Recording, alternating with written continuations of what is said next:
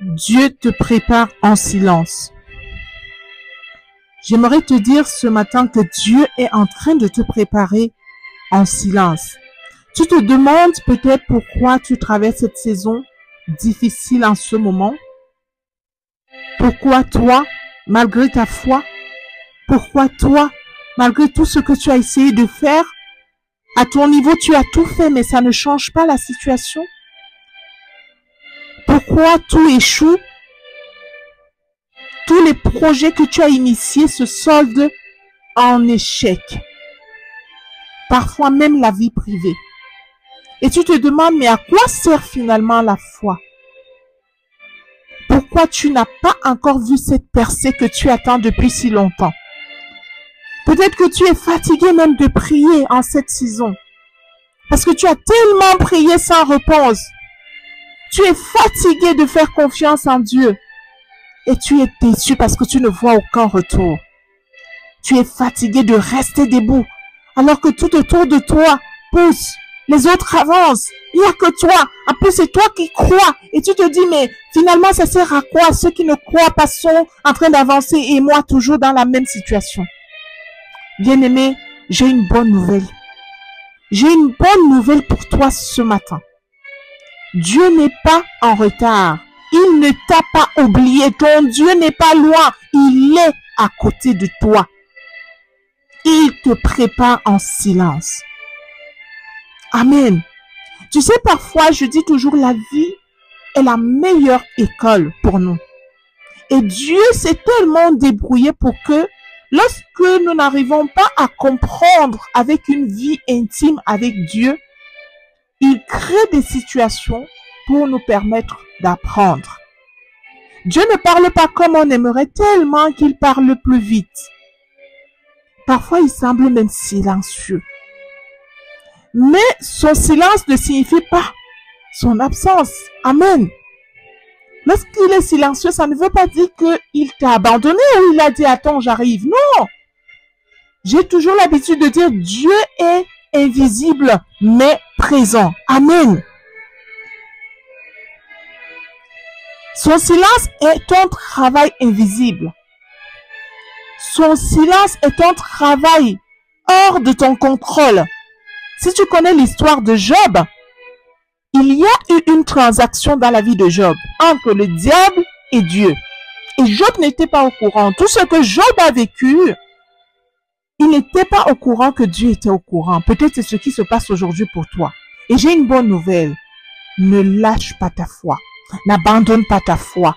Prends le témoignage de Job. Si tu ne connais pas l'histoire de Job, va dans la Bible. Lis l'histoire de Job. Et sois fortifié. Je ne dis pas que tu passeras certainement par la situation de Job. Mais je veux te dire que Dieu aime ses bien-aimés, c'est vrai. Mais généralement, il peut aussi dire que il est tellement sûr de toi qu'il peut miser sur toi devant le diable. Mais ne te dis pas que je partirai dans cette situation. Non! La vérité est que Dieu impose toujours au diable de ne pas toucher à l'âme de ses bien-aimés, de ses enfants. Amen. C'est donc dans ce silence que tu comprendras plus tard que Dieu voulait forger ton caractère.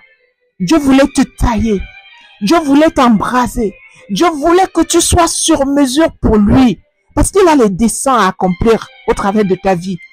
Tu es le point de contact de Dieu sur la terre, dans ta famille, dans ta communauté, dans ta génération, dans le monde entier même parfois.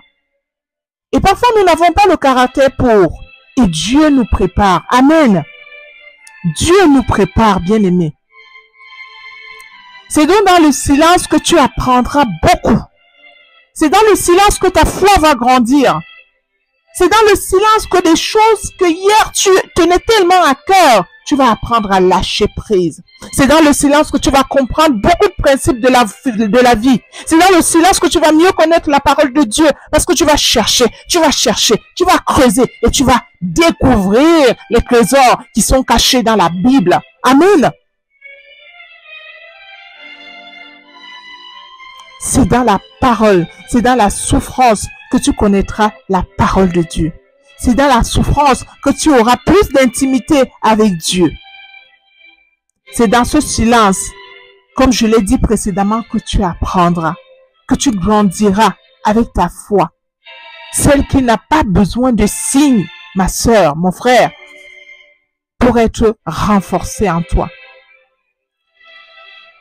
La vie est une école et le professeur, on peut confirmer que c'est Dieu.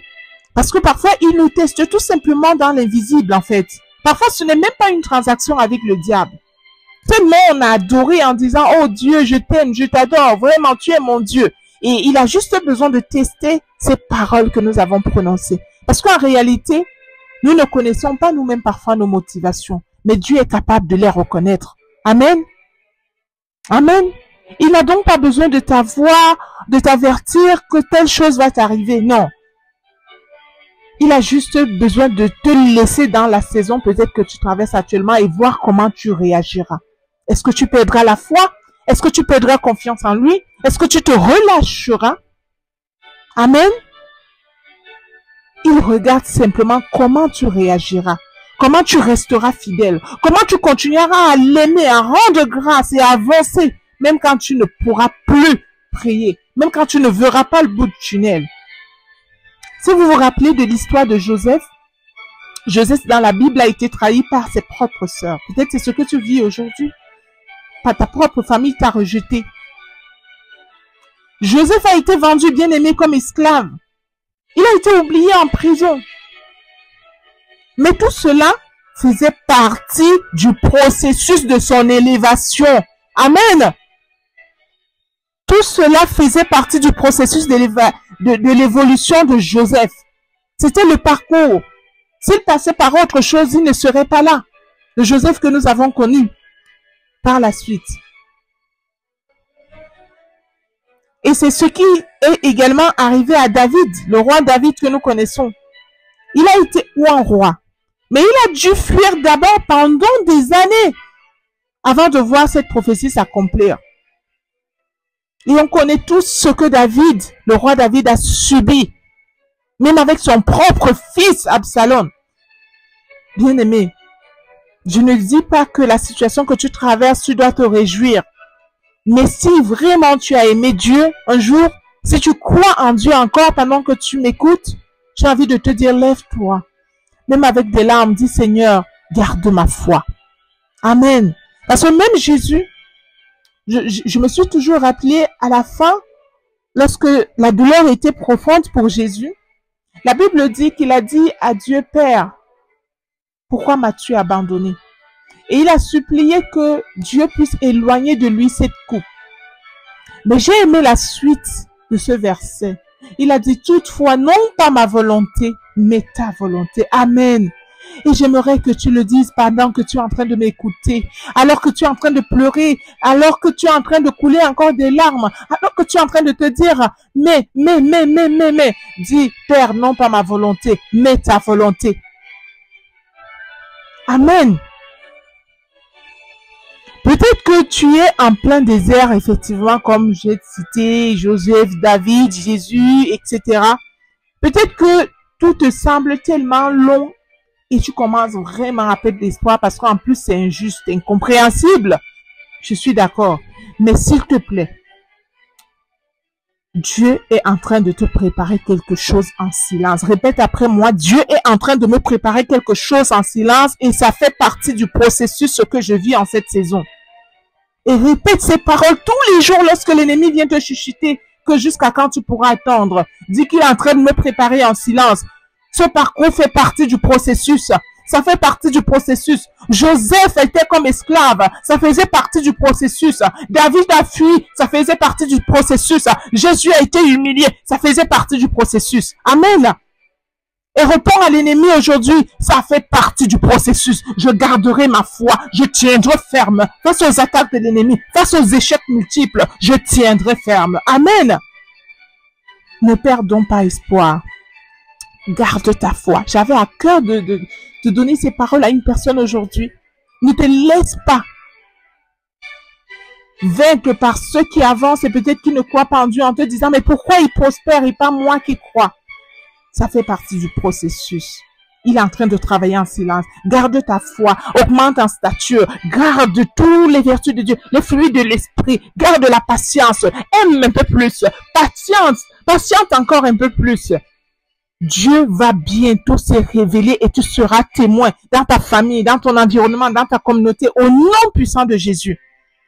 Si cette parole t'a touché, bien-aimé, écris tout simplement Amen ou je sais pas, tu partages ton témoignage, peut-être tu es passé par là et aujourd'hui tu es arrivé à trouver la solution pour que quelqu'un d'autre soit béni, pour que la vidéo puisse être propulsée afin que ceux qui sont en cette saison en ce moment puissent avoir accès et puissent garder leur foi. L'évangile sera répandu, les bien-aimés ne pourront pas se relâcher, ils ne pourront pas perdre confiance avec notre soutien. Aimez, partagez, commentez. N'oubliez d'ailleurs pas de vous abonner parce que ce type de vidéo, j'en ferai un peu plus dorénavant en fonction des situations. Il y a des gens qui sont malades, il y a des gens qui traversent des situations super compliquées, qui sont peut-être en prison.